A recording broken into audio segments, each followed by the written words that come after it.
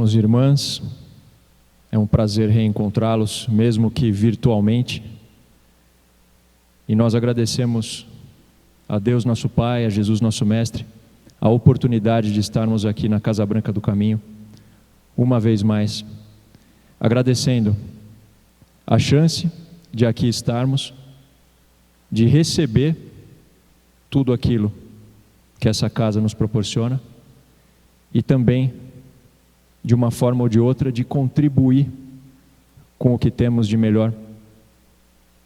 Hoje falaremos a respeito do capítulo 5, itens 4 a 10, causas atuais e anteriores das aflições.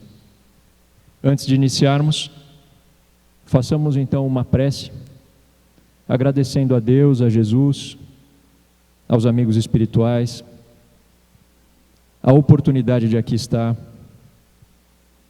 que nós possamos, durante esses poucos minutos que compartilhamos, mentalizarmos os melhores pensamentos, as melhores vibrações e recebermos do alto tudo aquilo que é necessário para cada um de nós. Graças a Deus. O tema das causas atuais e anteriores das aflições, ele se encontra no macrotema Bem-aventurados os aflitos. Como o próprio tema sugere, nós temos que as vicissitudes da vida, as dificuldades, elas podem ser de duas espécies. Elas podem ter causa e origem na vida atual e podem ter causa e origem na vida ou em vidas passadas. Os males, as aflições, as dificuldades, nada mais são do que reflexos, do que consequências da nossa conduta, dos nossos atos, das nossas escolhas e muitas vezes dos nossos excessos. Nós podemos pontuar que a maior parte das nossas dificuldades, dos nossos males, advém de algumas fontes: orgulho, egoísmo, vaidade. Esses são os componentes principais que comprometem as nossas atitudes e que levam ao sentimento de tristeza, de sofrimento. Muitas das vezes, todos nós, às vezes achamos mais simples e mais fácil colocar a culpa por nossa falta de sorte, pelas nossas dificuldades, em Deus. Às vezes é mais simples e pesa menos, até por conta do nosso orgulho, não assumirmos a nossa parcela de responsabilidade. E isso é uma situação muito complicada, mas que com o tempo, com as reflexões, com o trabalho, com a busca incessante pela evolução, a gente vai conseguindo dirimir. Quando o homem entender que ele precisa trabalhar para o seu adiantamento moral e espiritual, ele evitará certamente os males, as aflições. A lei da ação e reação, ela é inexorável. Ela sempre prevalecerá. O aprendizado de todos nós vem com a nossa experiência. Nós temos que tentar entender e buscar corrigir os nossos erros, as nossas atitudes, nessa existência. Não é porque somos espíritas e acreditamos que teremos seguidas existências em busca da nossa evolução que nós vamos deixar para amanhã, para depois, aquilo que nós podemos fazer hoje. É um trabalho difícil, é um trabalho duro, árduo. Muitas das vezes a gente acha que está preparado, que a gente já evoluiu a um determinado ponto de não entrarmos em determinados tipos de vibrações, de lutas, de brigas, de atritos. Mas, vez por outra, a gente acaba procurando essas aflições por conta daquilo que pensamos, falamos e agimos. Nós podemos também buscar a questão das aflições não somente nas causas atuais, naquilo que nós escolhemos nessa encarnação, ou fazemos nessa encarnação. As causas anteriores, elas são relativas a encarnações passadas, e graças a Deus, na maior parte das vezes, para a maior parte das pessoas, a gente não se lembra daquilo que fizemos, ou do que eventualmente fomos em outras encarnações, para a nossa sorte. E a gente tem que pensar também que essas causas anteriores, elas não dependem da vontade de Deus.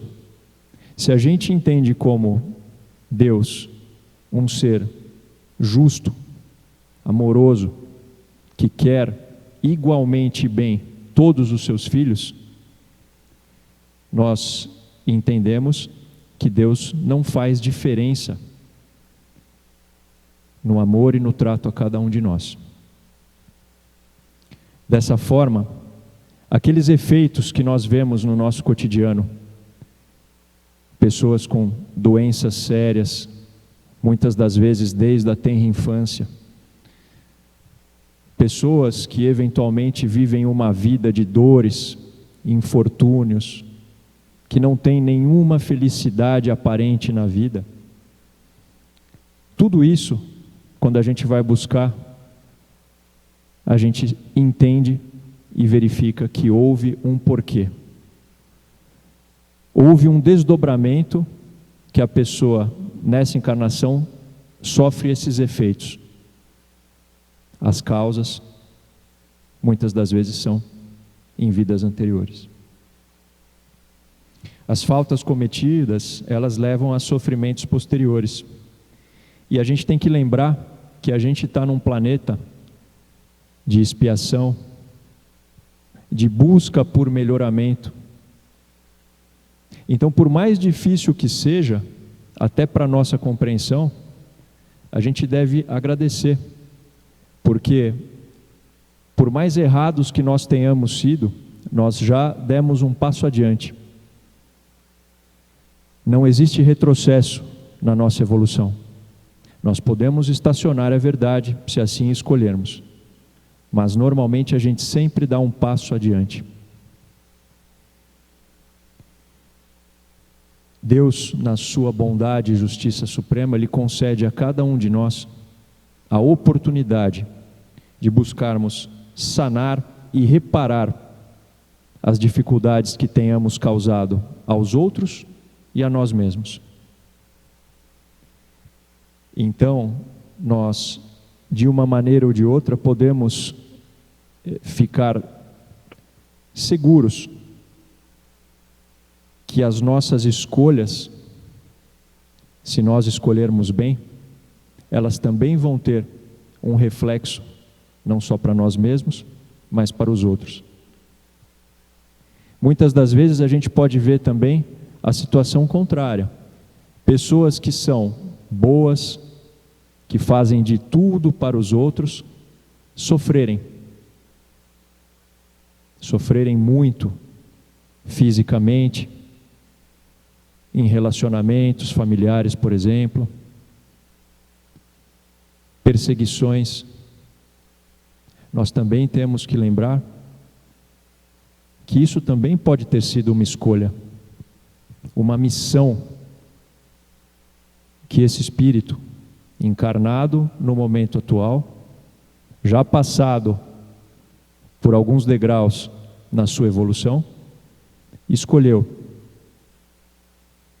estar no seio de uma família, de uma comunidade, de um país em situação bastante difícil, e ele mesmo se colocar numa situação complicada nessa encarnação, para buscar, com o conhecimento prévio, com a evolução prévia que ele mesmo tem, auxiliar os irmãos que eventualmente estão numa condição pior que a dele, ou de entendimento menor que o dele. Isso é uma tarefa que o Espírito escolhe antes de encarnar, e que bravamente ele abraça e segue adiante. Existem exemplos inúmeros. Para ficar dentro da doutrina, a gente tem o exemplo de Chico Xavier, que tinha doenças, complicações várias, nunca foi uma pessoa de posse, sempre teve muita dificuldade, sempre foi muito combatido, mas sempre esteve firme nos seus propósitos de divulgação de conhecimento, e mais do que isso, nos seus atos de auxílio a tantos que ficaram em condições mais difíceis. Então, a encarnação, ela é uma ferramenta necessária para a nossa depuração.